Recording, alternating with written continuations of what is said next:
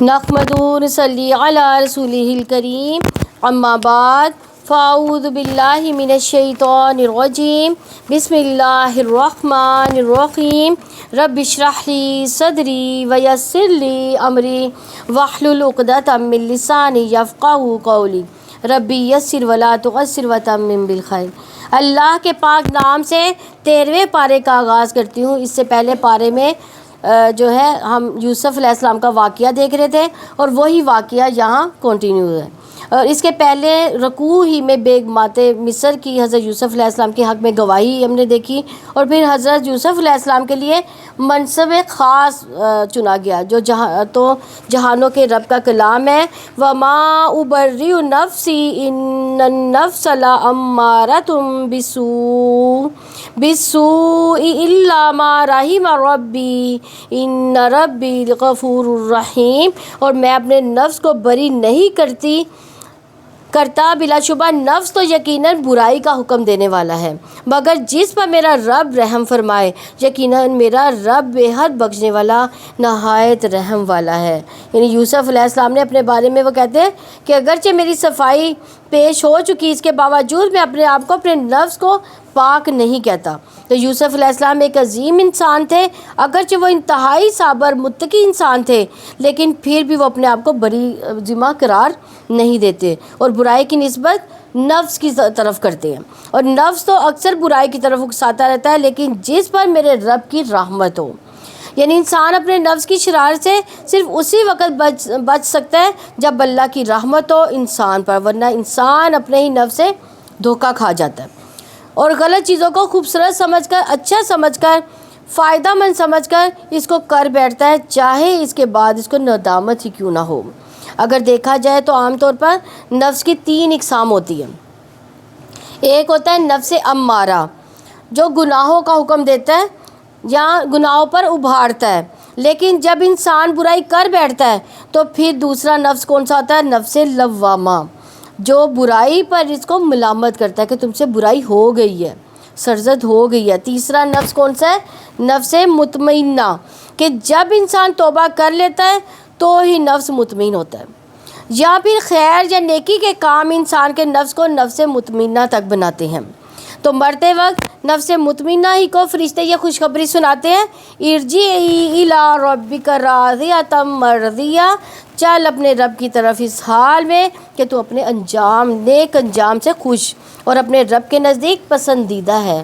اللہ بھی ہمیں یہی نفس عطا فرمائے۔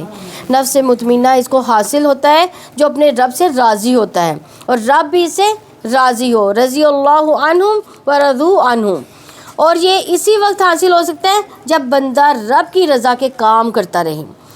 ہم سب کو دعا کرنی چاہیے، اس کے لیے کوشش کرنی چاہیے کہ نفس میں کسی بھی وقت کوئی بھی ہلچل ہو، واپس اسی نفس مطمئنہ کی طرف لانا ہے اس کو، چاہے اللہ سے توبہ کرنا ہو یا بندوں سے معافی مانگنا ہو۔ آگے فرمایا، اور بادشاہ نے کہا اس کو میرے پاس لاؤ کہ میں اسے اپنے لیے خالص کر لوں۔ کسے بلایا بادشاہ نے؟ یوسف علیہ السلام کو۔ اب اس کے الزام اتر گیا اور پتہ چل گیا کہ اتنی انہوں نے لمبی جدائی کاٹی ہے۔ پھر جب اس نے اس سے بات کی تو کہا بلا شبہ آج سے آپ ہمارے ہاں صاحب اقتدار امانت دار ہیں۔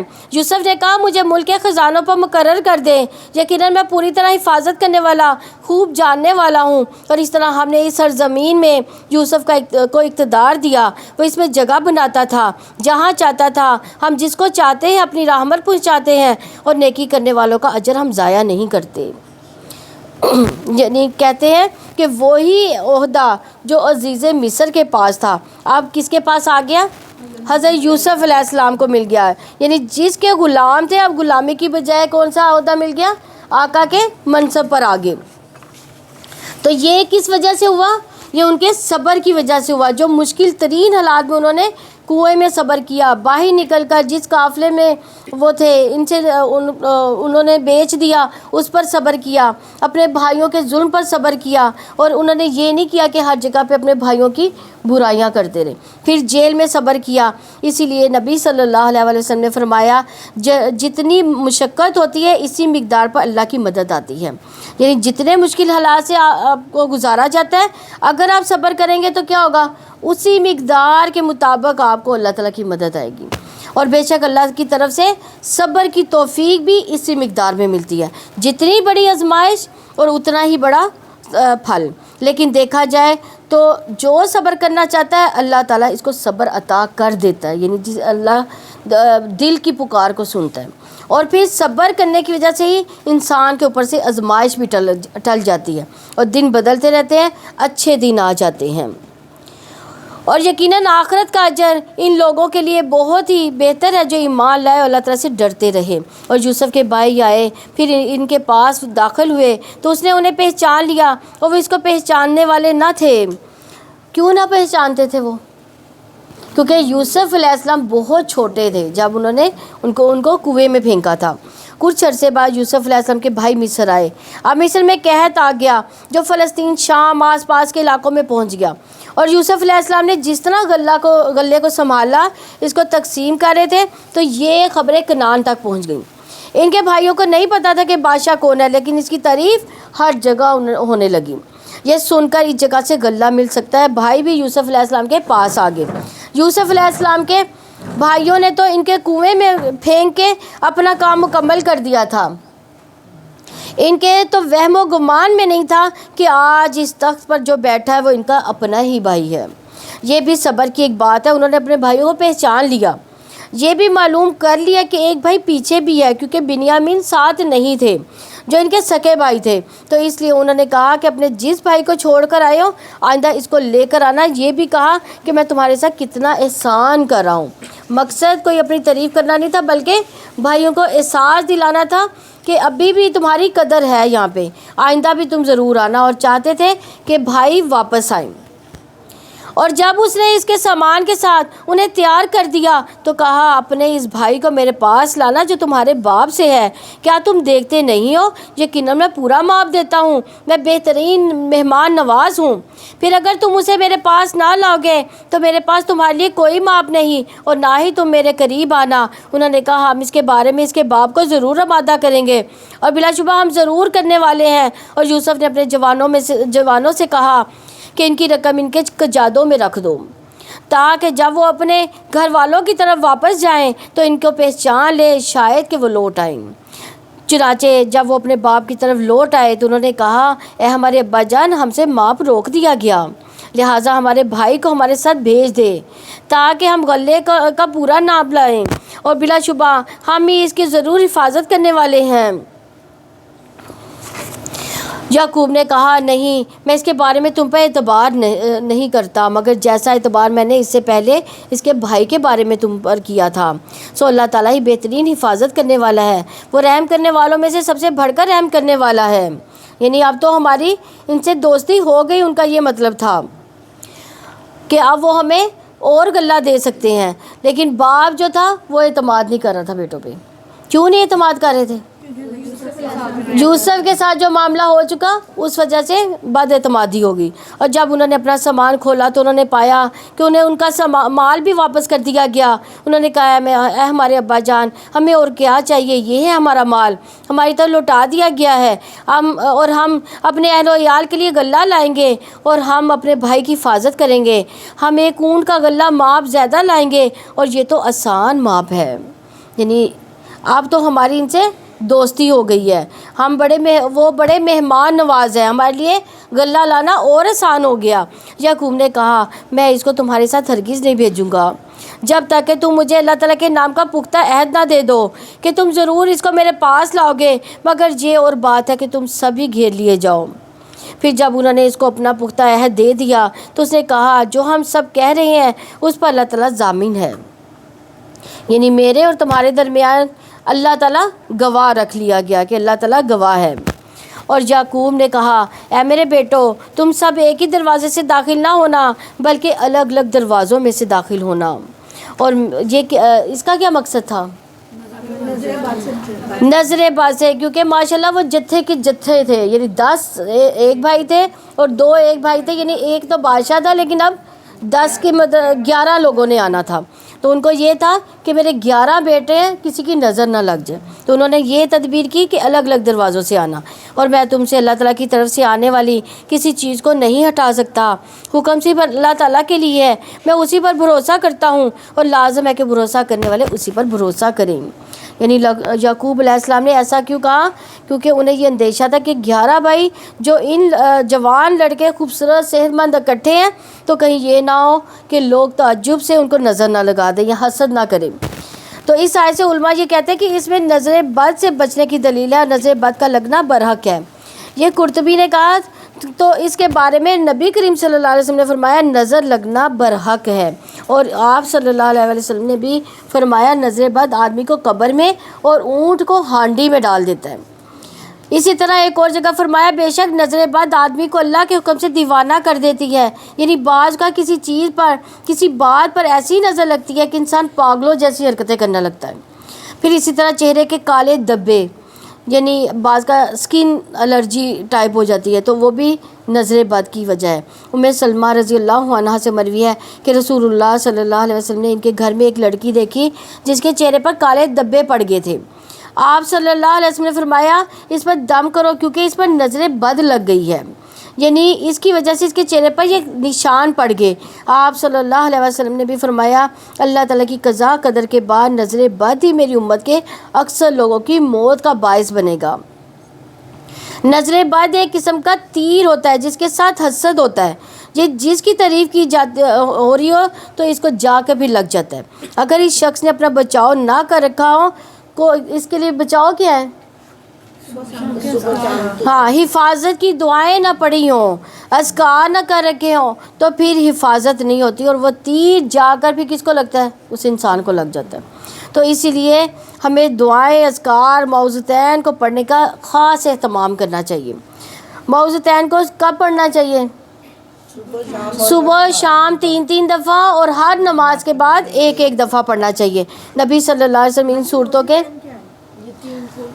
جو تینوں کل آخری جو قرآن کی آخری 3 صورتیں، نبی صلی اللہ علیہ وسلم ان صورتوں کے اترنے سے پہلے انسانوں جنوں کی نظر بد سے پناہ مانگا کرتے تھے.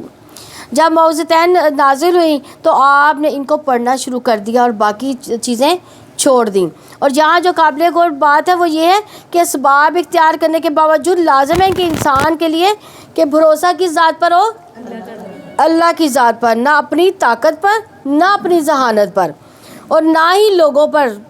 یعقوب علیہ السلام اپنے بچوں کو بھی اس بات کی تعلیم دے رہے تھے کہ وہ اسباب کے ساتھ ساتھ اللہ تعالیٰ پہ بھروسہ رکھے. اسباب کے اختیار کیے تھے انہوں نے کہ الگ الگ دروازوں سے جانا، یہ اسباب تھے، لیکن بھروسہ کس ذات پہ تھا؟ اللہ کی ذات پہ. اور جب وہ داخل ہوئے جہاں سے ان کے باپ نے ان کی ہدایت کی تھی اور وہ اللہ تعالیٰ کی طرف سے آنے والی کوئی چیز ان سے ہٹا نہیں سکتا تھا، مگر یعقوب کے دل میں ایک تمنا تھی جس کو اس نے پورا کیا اور بلا شبہ وہ یقیناً صاحب علم تھا، اس لیے کہ ہم نے اسے سکھایا تھا لیکن اکثر لوگ جانتے نہیں. اور جب وہ یوسف کے پاس داخل ہوئے تو اس نے اپنے بھائی کو اپنے پاس ہی جگہ دی. اس نے کہا بلا شبہ میں ہی تمہارا بھائی ہوں، سو ان باتوں کا غم نہ کرو جو وہ کرتے ہیں. یہ کس کو کہا تھا یوسف علیہ السلام نے؟ ہاں، اب قافلہ آ چکا مصر، اپنے بھائیوں کو 2 کر کے رکھا انہوں نے. تو بنیامین اکیلے رہ گئے، اس کو چھپ کے ان سے ملاقات کی اور اسے بتا دیا میں ہی تمہارا بھائی یوسف ہوں، لہٰذا تم آپ ان باتوں پر غم نہ کرو جو وہ کرتے ہیں. یعنی انہیں اپنے بھائیوں سے اتنا برا ہاتھ لگ چکا تھا کہ اس کے بعد بنیامین نے بتایا ہوگا کہ ان کے ساتھ کیا بیتی، تو اس بات پر انہوں نے یہ الفاظ کہے ہوں گے. کیونکہ چھوٹا بھائی بننا بڑا تکلیف دہ عمل ہوتا ہے، تو معلوم نہیں کہ کس قسم کے مسائل کا سامنا ان کو کرنا پڑا ہوگا. تو یوسف علیہ السلام کا یہ جملہ جو ہے وہ بتا رہا ہے فلا تب تس اس بما کانوا یعملون، یعنی اعراض برتو، اگنور کر دو ان کو. کتنا اچھا مشورہ، کتنی اچھی کونسلنگ انہوں نے کی ہے. ان باتوں کو چھوڑ دو، بھلا دو ان باتوں کو، کیونکہ اسی میں خیر ہوتی ہے. کیونکہ جب انسان چیزوں کو بھلاتا نہیں تو اپنی پھر کیا کرتا ہے؟ صحت ہی خراب کرتا ہے. تو ان خیالوں میں معاف کرنا صرف الفاظ سے کہنا نہیں بلکہ اصلاحی عمل ہے یہ، کہ جس میں انسان ایک شعوری فیصلہ کرتا ہے کہ میں نے دوسروں کو معاف کر دیا، اپنے دل سے کی باتیں مٹا دیں، کیونکہ دل سے جب باتیں مٹاتا ہے نا انسان تو تبھی انسان تکلیف سے دور ہوتا ہے۔ تو معاف کرنے سے ماضی تو نہیں بدلتا لیکن مستقبل جو انسان کا وہ خوبصورت ہو جاتا ہے۔ اس لیے بہت ضروری ہوتا ہے کہ اچھی سوچ انسان کے اندر آئے۔ اس لیے قرآن شفا ہے دلوں کے اندر جو بیماریاں ہیں ان کے لیے، کیونکہ قرآن انسان کی سوچ بدل دیتا ہے، نفع نقصان کے پیمانے اور معیار بدل دیتا ہے۔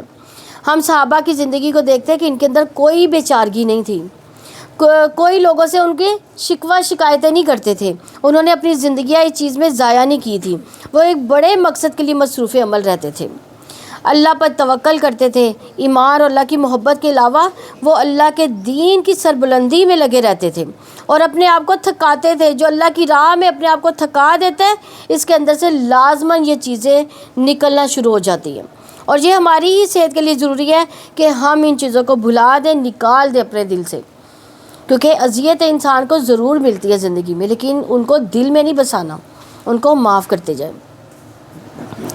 پھر جب یوسف نے انہیں ان کے سامان کے ساتھ تیار کر دیا تو اپنے پینے کا برتن اپنے بھائی کے کجاوے میں رکھ دیا۔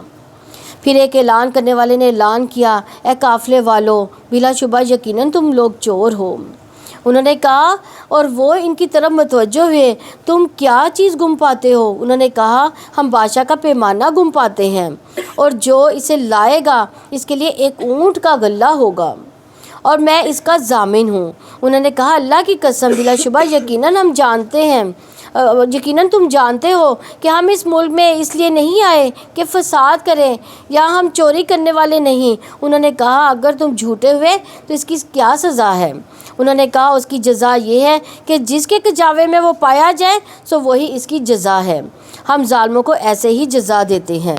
یعنی مصر کے قانون کے مطابق وہ کسی مسافر کو اپنے یہاں نظر بند نہیں رکھ سکتے تھے، لیکن یعقوب علیہ السلام کی شریعت میں یہی تھا، تو اب اسی کی بنیاد بنا کر یہ فیصلہ کیا گیا کہ اب چور جو نکلے گا اس کو رکھ لیا جائے گا۔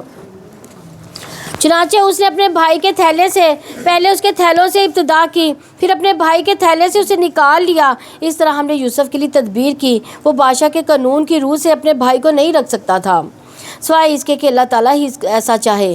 پھر ہم جس کے درجے چاہتے ہیں بلند کرتے ہیں، اور ہر صاحب علم سے اوپر ایک سب کچھ جاننے والا ہے۔ یعنی یوسف علیہ السلام نے ان کے جو بھائی تھے، یعنی ان کو کیا بھائی کو رکھنا چاہتے تھے، تو انہوں نے کیا کیا، اس کے کجاوے میں پیالے کو چھپا دیا۔ انہوں نے کہا، اگر اس نے چوری کی ہے تو اس سے پہلے اس کے بھائی نے بھی چوری کی تھی۔ اب فوراً ہی ان کا حسد پھر سامنے آ گیا، فوراً ہی انہوں نے یوسف علیہ السلام کا نام لے لیا، یہ نہیں جانتے تھے کہ یوسف علیہ السلام سامنے کھڑے ہیں۔ تو یوسف نے اس بات کو اپنے دل میں چھپائے رکھا، اسے ان پر ظاہر نہیں کیا۔ اس نے کہا، تم برے درجے کے لوگ ہو اور جو کچھ تم بیان کرتے ہو اللہ تعالیٰ اس کو زیادہ جاننے والا ہے۔ کس نے کہا؟ یوسف علیہ السلام نے ان کے اس الزام کو دل میں چھپائے رکھا اور کچھ ظاہر نہ کیا اس پر، تو اس پر صبر کیا۔ اور بڑی بڑی باتیں دل میں اس طرح رکھنا، کسی کو شبہ نہ ہو، تو یہ کیا ہے، یہ بہت مشکل ہوتا ہے، لیکن یہ صبر ہی اللہ تعالیٰ کو پسند ہے۔ اور اس میں دوسرا پہلو یہ بھی ہے کہ انہوں نے گمشدہ یوسف علیہ السلام کو تانا دیا اور یہ نہیں پتہ تھا کہ سامنے یوسف علیہ السلام ہے، حالانکہ منہ پر اس کی چاپلوسی کر رہے تھے۔ انہوں نے کہا، اے عزیز، بلا شبہ اس کا باپ بہت بوڑھا ہے، تو اس کی جگہ آپ ہم میں سے کسی کو رکھ لیجئے، بلا شبہ ہم آپ کو احسان کرنے والوں میں سے دیکھتے ہیں۔ یوسف نے کہا، اللہ تعالیٰ کی پناہ کہ ہم نے جس کے پاس اپنا سامان پایا اس کے ماسوا کسی اور کو رکھے، تب تو ہم یقیناً ظالم ہوں گے۔ چنانچہ جب وہ اس سے نا امید ہو گئے تو الگ ہو کر مشورہ کرنے لگے۔ ان کے بڑے بھائی نے کہا، کیا تم نہیں جانتے کہ بلا شبہ تمہارے باپ نے تم سے اللہ تعالیٰ کا پختہ عہد لے رکھا ہے؟ اس سے پہلے یوسف کے سلسلے میں بھی تم زیادتی کر چکے ہو، چنانچہ میں یہ زمین ہرگز نہیں چھوڑوں گا یہاں تک کہ میرے والد مجھے اجازت دے دے یا اللہ تعالیٰ میرا کوئی فیصلہ فرمائے، اور وہ سب فیصلہ کرنے والوں میں سے بہتر ہے۔ یعنی یہ وہی بھائی تھا جس نے یوسف علیہ السلام کو کہا تھا کہ اس کو جان سے نہ مارو، کنویں میں ڈال دو، یعنی اس کے اندر تھوڑی سی بھلائی موجود تھی۔ تم اپنے والد کے پاس جاؤ، سو اس سے کہو، اے ہمارے ابا جان، یقیناً آپ کے بیٹے نے چوری کی ہے اور ہم نے تو صرف اسی بات کی گواہی دی ہے جو ہمیں معلوم ہے، اور غیب کی حفاظت کرنے والے تو ہم نہیں۔ اور آپ اس بستی کے لوگوں سے پوچھ لیں جس میں ہم تھے، اس قافلے سے پوچھ لیں جس میں ہم آئے ہیں، اور بلا شبہ یقیناً ہم سچوں میں سے ہیں۔ اب انہیں کیا ہو رہا ہے؟ سچائی کی دلیل دینی پڑ رہی ہے۔ ایک دفعہ ان کا اعتماد اٹھ گیا باپ سے، اور اس نے اس سے منہ موڑا، اور اس نے کہا بلکہ تمہارے دل نے ایک کام کو مزین بنا دیا، سو میرا کام اچھا صبر ہے، امید ہے اللہ تعالیٰ ان سب کو میرے پاس لائے گا، بلا شبہ وہ سب کچھ جانے والا کمال حکمت والا ہے۔ یعنی پچھلے تجربے کی بنا پر یعقوب علیہ السلام نے اس پر بھی اعتبار نہیں کیا اس دفعہ بھی۔ تو اب 3 بیٹے غائب ہو گئے۔ کون سے 3 بیٹے غائب ہوئے تھے؟ ایک سب سے بڑا اور بنیامین، اب 3 بیٹے غائب ہو گئے۔ اس نے ان سے منہ موڑا اور کہنے لگا ہائے افسوس یوسف پر، اور غم سے اس کی آنکھیں سفید ہوں گی، چنانچہ وہ غم سے بھرا ہوا تھا۔ یعنی یعقوب علیہ السلام مستقل صبر کر رہے ہیں، مستقل صبر ہو رہا ہے ان کا۔ پچھلے تجربے کی بنا پر انہوں نے اعتماد نہیں کیا لیکن صبر کیا۔ بیٹوں نے کہا اللہ کی قسم آپ تو یوسف ہی کو یاد کرتے رہیں گے یہاں تک کہ آپ گھل کر مرنے کے قریب ہو جائیں یا ہلاک ہونے والوں میں سے ہو جائیں۔ یعقوب نے کہا میں اپنی ظاہر ہو جانے والی بے قراری اور غم کا شکوہ صرف اللہ تعالیٰ سے ہی کرتا ہوں، میں اللہ تعالیٰ کی طرف سے وہ کچھ جانتا جو تم نہیں جانتے۔ یعقوب علیہ السلام نے ان کی طرف سے منہ پھیر لیا تھا، اور ایسے لوگوں کے ساتھ ایسا ہی ہوتا ہے، ان کو جواب دینا، ان کو سمجھانا جو ہے وہ بے سود ہوتا ہے۔ وہ غم سے بھرے ہوئے تھے، اسے پتہ چلتا ہے مصیبت پر آنسو بہانا جائز ہے۔ غم اگر دل میں گھر کر لے تو یہ ایک فطری بات ہے، لیکن صرف آنسو بہانا کی حد تک جو ہے وہ صحیح ہے۔ جیسے اپنے بیٹے ابراہیم کی وفات پر نبی صلی اللہ علیہ وسلم نے کیا تھا؟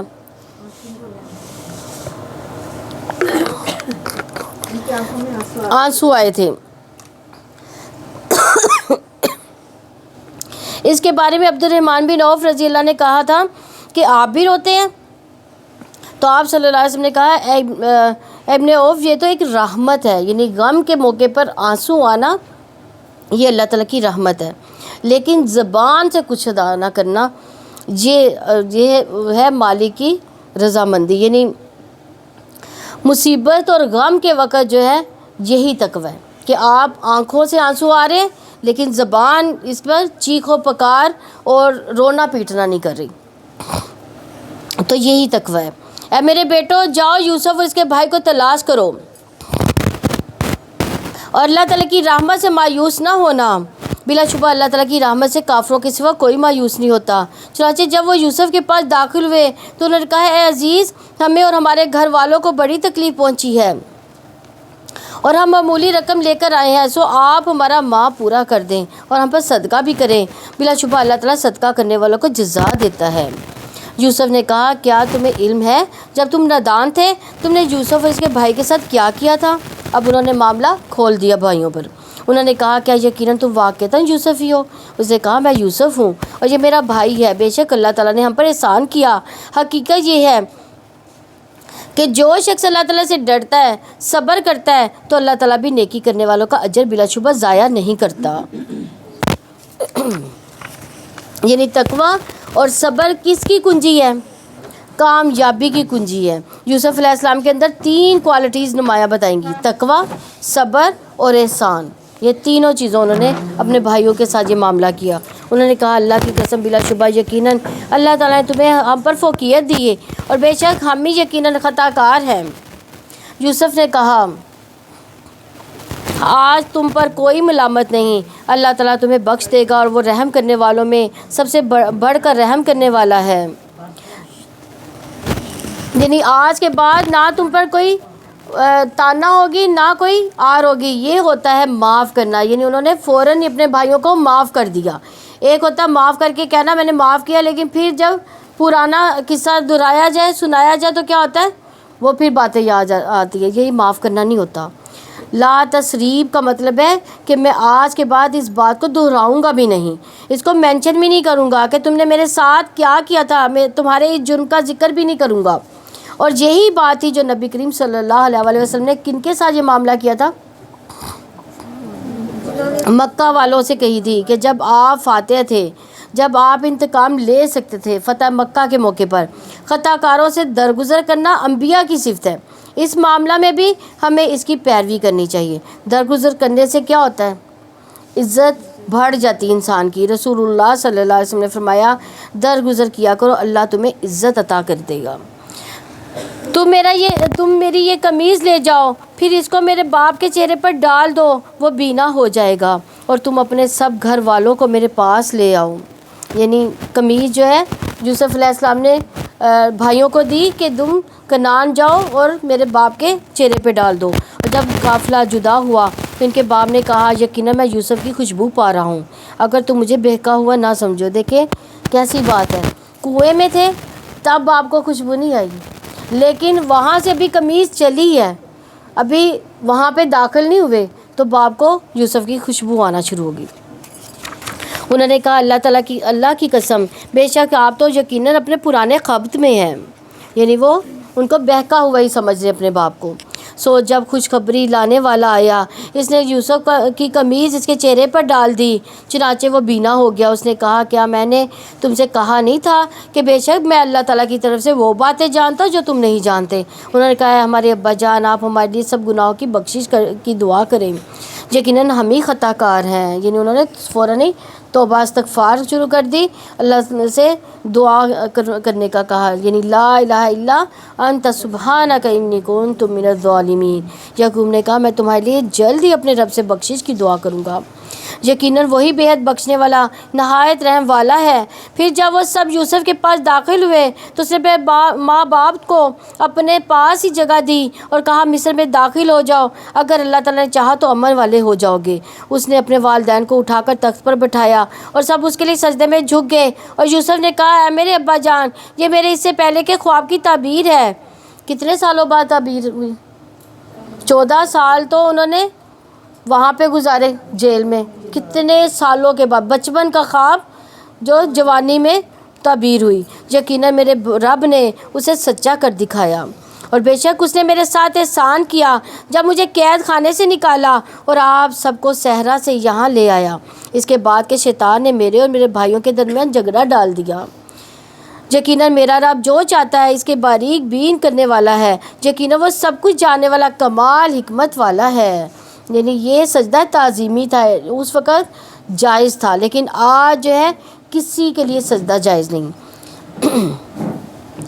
حتیٰ کہ ملتے ہوئے کسی کے آگے، یعنی بعض کا ہم سر جھکا دیتے ہیں پیار لینے کے لیے، یہ بھی جو ہے یہ بھی ایک سجدے کی شکل ہو جاتی ہے، یہ بھی کرنا جو ہے وہ جائز نہیں ہے۔ اور اس ٹائم میں دوسری بات یہ کہ خواب ہی سے بات شروع ہوئی تھی اور یہاں آ کر تعبیر ملی سال کے بعد، کہاں کنعان کا ایک گاؤں، کہاں مصر کی ترقی یافتہ مملکت۔ تو یہاں ایک اور بات قابل غور ہے کہ اگر ہم ہوتے تو کسی نفس کو الزام ٹھہراتے، کبھی شیطان کو الزام ٹھہراتے، یعنی بھائیوں پر الزام ہی لگاتے رہتے، لیکن یوسف علیہ السلام نے کیا کیا؟ کسی پر الزام نہیں لگایا، بلکہ اپنے نفس کو ہی برا کہا۔ اور پھر اللہ غیر محسوس طریقوں سے اپنی جو ہے مشیت پوری کرتا ہے، اور اس کا ارادہ ہوتا ہے، اس کو پورا کرتا ہے۔ جو بھی ارادہ اللہ تعالیٰ کا ہوتا ہے بندے کو سمجھ نہیں آ رہی ہوتی، اس وقت وہ یوسف علیہ السلام کتنی مشکلات سے گزرے، کتنی مشکلات سے گزر کر اللہ تعالیٰ نے ان کو کہاں سے کہاں پہنچا دیا۔ تو اس وقت کیا تھا؟ وہ مشکل میں تھے اور دوسروں کے ہاتھوں میں کھلونا بنے ہوئے تھے۔ اے میرے رب، یقیناً تو نے مجھے حکومت میں سے حصہ دیا اور تو نے مجھے باتوں کی اصل حقیقت میں سے کچھ سکھایا۔ اے آسمانوں اور زمین کو پیدا کرنے والے، تو ہی دنیا اور آخرت میں میرا مددگار ہے۔ مجھے مسلمان ہونے کی حالت میں وفات دینا اور مجھے نیک لوگوں کے ساتھ ملا دینا۔ یعنی سارا کنبہ بھی آ گیا، تب بھی سرپرست اپنے رب ہی کو کہا، یہ نہیں کہا کہ اب تو میرا کنبہ آ گیا اور اب میں زیادہ مضبوط ہو گیا ہوں۔ یہاں یوسف علیہ السلام موت کی دعا نہیں کرے، بلکہ مانگ رہے کہ جب بھی میں مروں تو کس حالت میں مروں؟ اسلام کی حالت میں۔ تو تکمیل نعمت کے لیے دنیا میں کتنی بھی بڑی سے بڑی نعمت آپ کو ہو، لیکن اگر خاتمہ اچھا نہیں ہوگا تو کیا ہوگا؟ تو اچھے خاتمے کے لیے ہمیشہ دعا کرنی چاہیے۔ تو آپ صلی اللہ علیہ وسلم کی آخری دعا کیا تھی؟ اللہم اغفر لی وارحمنی والحقنی بالرفیق الاعلی۔ تو اچھی صحبت کی دعا دنیا میں بھی اور مرنے کے بعد بھی کرنی چاہیے۔ یہ غیب کی کچھ خبریں ہیں جو ہم آپ کی طرف وحی کر رہے ہیں، ورنہ آپ ان کے پاس موجود نہ تھے جب یوسف کے بھائیوں نے اپنے کام کا پختہ ارادہ کیا اور جب وہ خفیہ تدبیریں کر رہے تھے۔ اور آپ خواہ کتنی ہی حرص رکھیں، اکثر لوگ ہرگز مومن نہیں ہوتے۔ حالانکہ آپ اس وقت ان سے کوئی معاوضہ بھی نہیں مانگتے۔ یہ تو جہان والوں کے لیے ایک نصیحت ہے۔ آسمانوں اور زمین میں کتنی ہی نشانیاں ہیں جس پر سے وہ لوگ گزر جاتے ہیں اور وہ ان سے منہ موڑنے والے ہیں۔ ان میں سے اکثر لوگ اللہ تعالیٰ پر ایمان نہیں لاتے مگر اس حال میں کہ وہ مشرک ہوتے ہیں۔ یعنی اس لیے بڑا ضروری ہے توحید کو جاننا، چھوٹے چھوٹے شرک کو جاننا، اور اس کی ہمیں باقاعدہ تعلیم حاصل کرنی چاہیے۔ ہمیں پتہ ہی نہیں ہم کس وقت شرک کر جاتے ہیں۔ تو کیا وہ اس سے بے خوف ہو گئے ہیں کہ ان پر اللہ تعالیٰ کے عذاب میں سے کوئی ڈھانپ لینے والی آفت آ جائے یا اچانک ان پر قیامت ہی آ جائے اور وہ اس کا شعور بھی نہ رکھتے ہوں؟ آپ کہہ دیں یہی میرا راستہ ہے، میں دلیل اور برہان کی روشنی میں اللہ تعالیٰ کی طرف دعوت دیتا ہوں، اور وہ بھی جنہوں نے میری پیروی کی، اللہ تعالیٰ پاک ہے اور میں مشرکوں میں سے نہیں ہوں۔ اور ہم نے آپ سے پہلے کوئی رسول نہیں بھیجا مگر وہ سب مرد ہی تھے، ہم بستیوں والوں میں سے ان کو وحی کرتے تھے۔ تو کیا انہوں نے زمین میں سفر نہیں کیا کہ وہ دیکھیں ان سے پہلے لوگوں کا انجام کیسا ہوا؟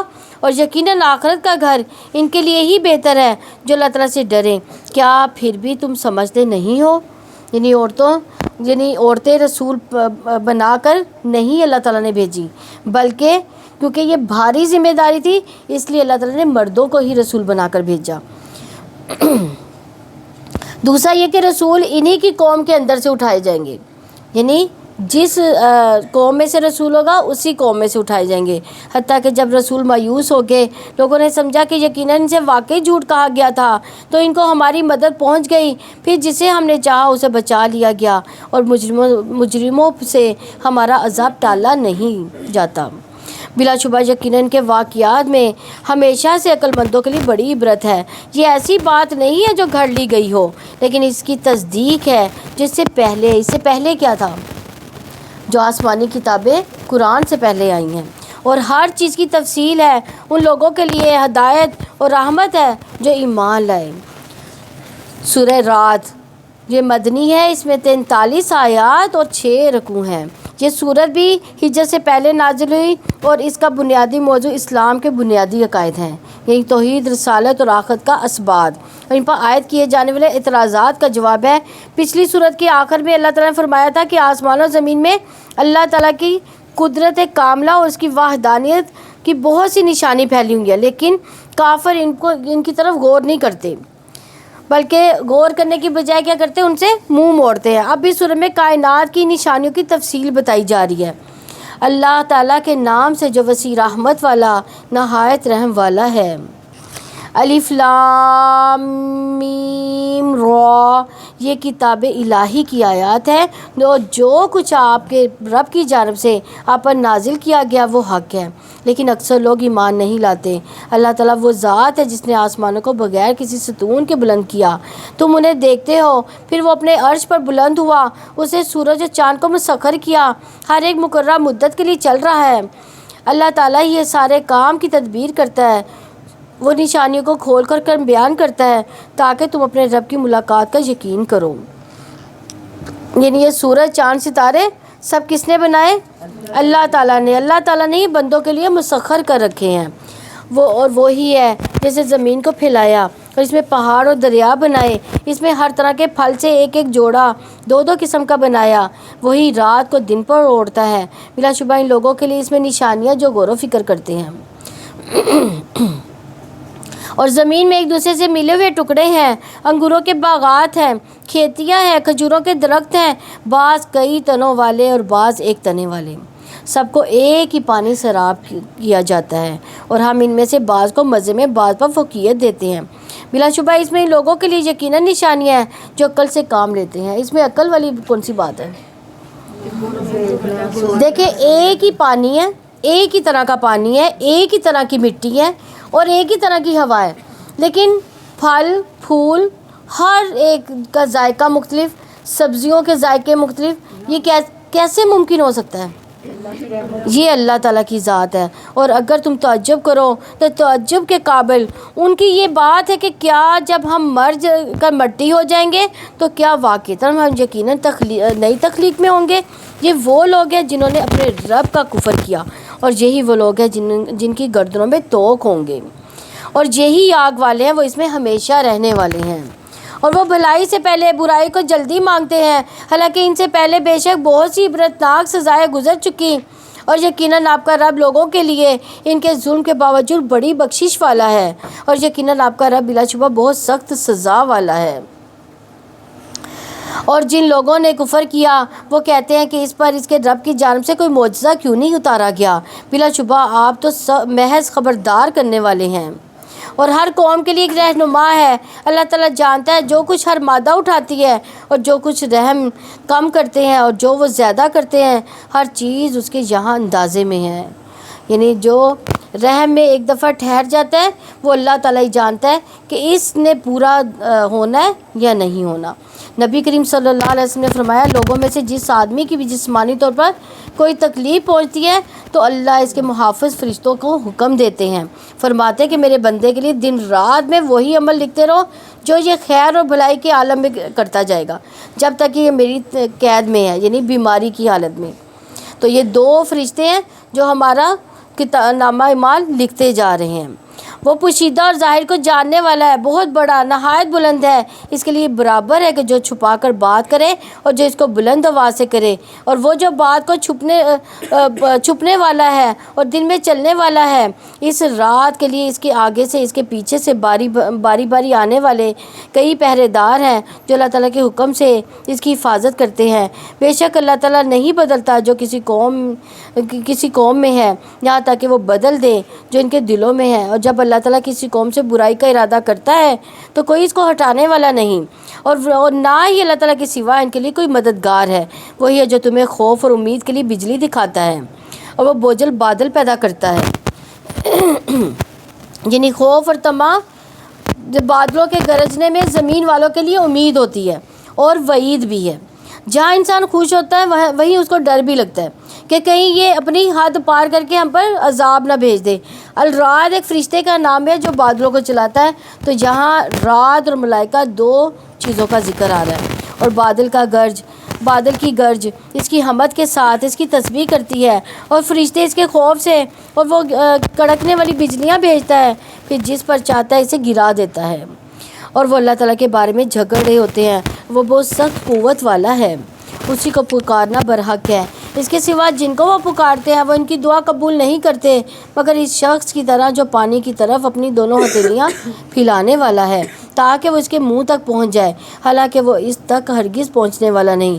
کافروں کو پکارنا تو گمراہی میں ہے۔ یعنی کافر کو پکارنے کی مثال کیا دی گئی ہے؟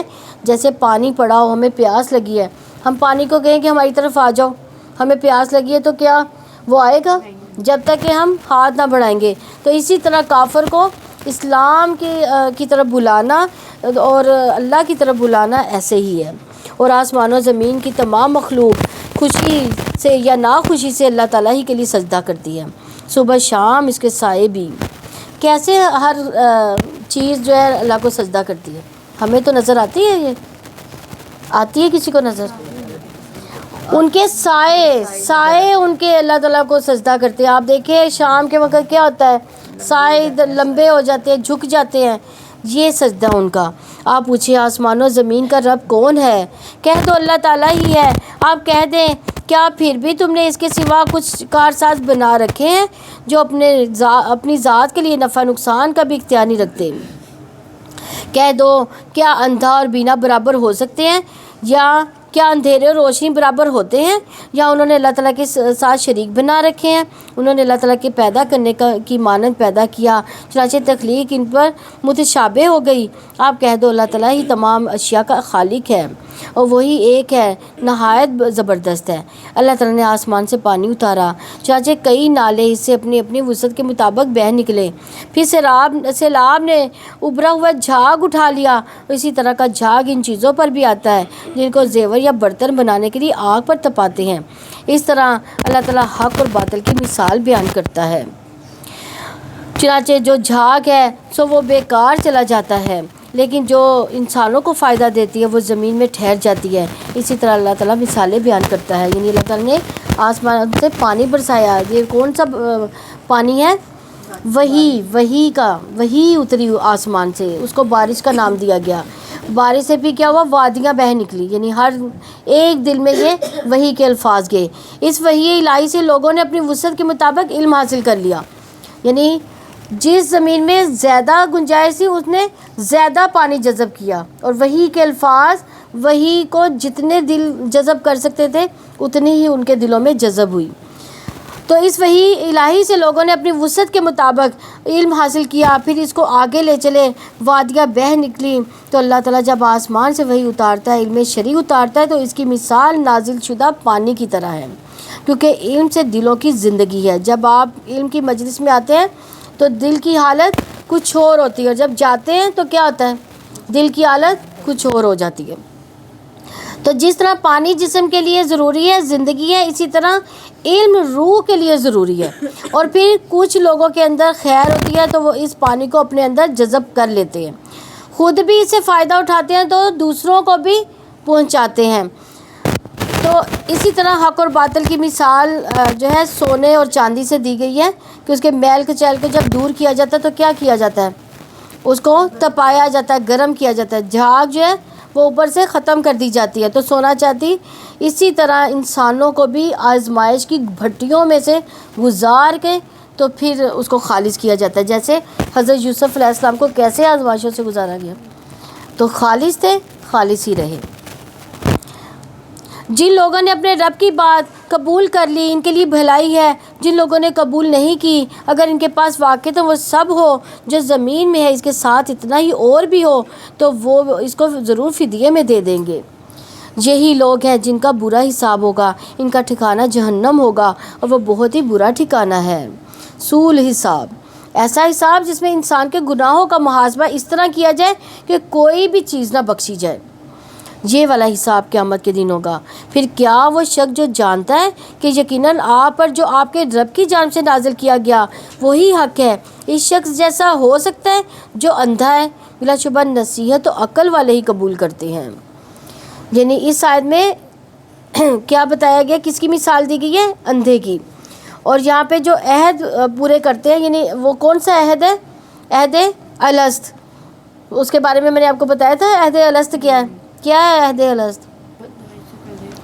یعنی حضرت آدم علیہ السلام کی پوچھ سے ایک ہی دفعہ تمام انسانیت کو پیدا کر کے اللہ تعالیٰ نے ان سے عہد لیا تھا کہ کیا میں تمہارا رب ہوں، تو ہم نے قبول کیا تھا اس بات کو۔ تو یہ لا الہ الا اللہ کا پڑھنا، اور پھر رشتوں کو جوڑنا اور رب سے ڈرتے رہنا، اس کے علاوہ یہ صلہ رحمی کی طرف بھی اشارہ ہے۔ ابن عمر رضی اللہ عنہ کہتے ہیں کہ جو اپنے رب کا تقوی اختیار کرے، صلہ رحمی کرے، اس کی موت میں تاخیر کر دی جائے گی، اس کے مال میں اضافہ کر دیا جائے گا، اس کے گھر والے سے محبت کرنے لگیں گے۔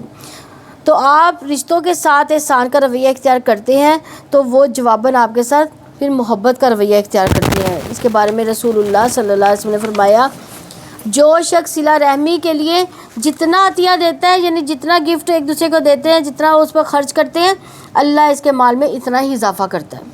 لیکن سب سے مشکل کس کو دینا ہوتا ہے؟ رشتہ داروں کو دینا ہوتا ہے۔ دوست احباب کو تو ہم تحفے بڑے بڑے دے دیتے ہیں، لیکن رشتہ داروں میں دینا سب سے مشکل بات ہوتی ہے۔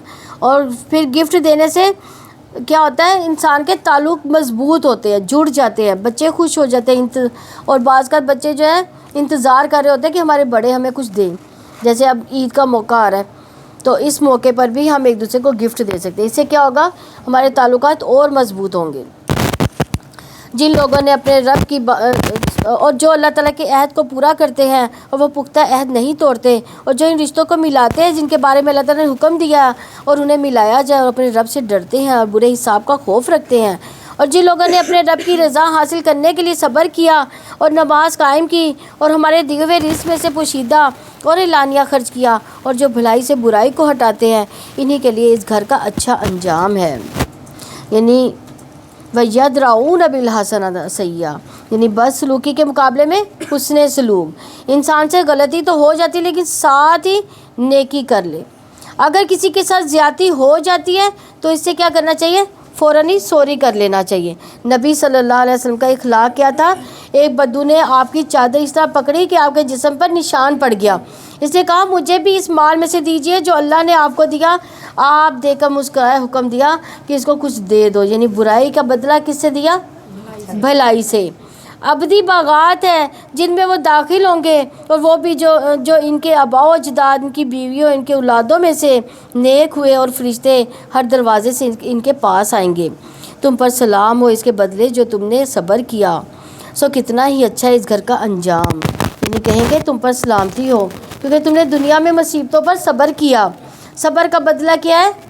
جنت. وہاں مشکل ہوئی، کڑوے دن گزرے، لیکن انجام اچھا، کامیابی یہی ہے.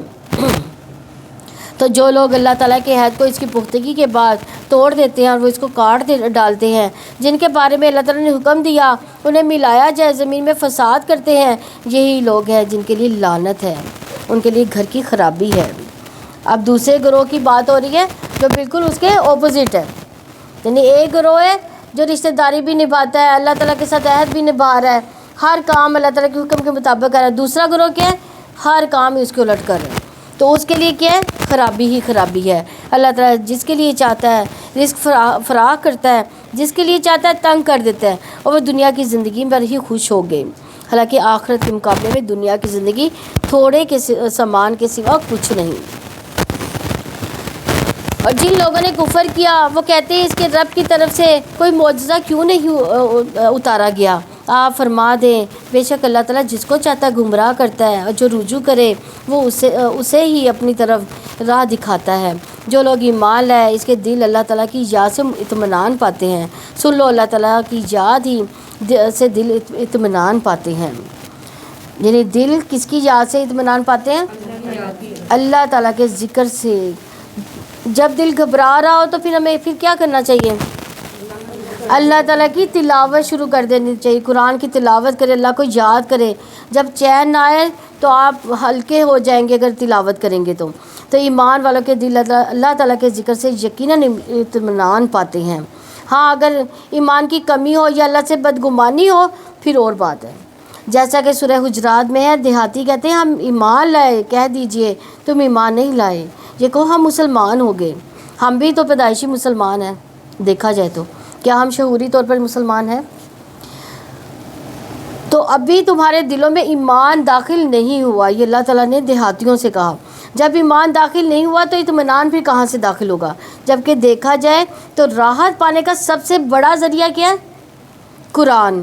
یہ ایمان کی مشل ہے اور اطمینان کا راستہ ہے، کیونکہ دل ذکر کرنے والے اور نہ کرنے والے کی مثال زندہ اور مردہ کی ہے. جو ذکر کرتا ہے وہ زندہ ہے، اور جو ذکر نہیں کرتا وہ کیا ہے؟ مردہ. جو لوگ ایمان لائے انہوں نے نیک عمل کیے، ان کے لیے راحت اور فرحت ہے اور اچھا ٹھکانہ ہے. اسی طرح ہم نے آپ کو ایسی امت میں رسول بنا کر بھیجا یقیناً ان سے پہلے کئی قومیں گزر چکی، تاکہ آپ لوگوں کو وہ پڑھ کر سنائے جو ہم نے آپ کی طرف وحی کی.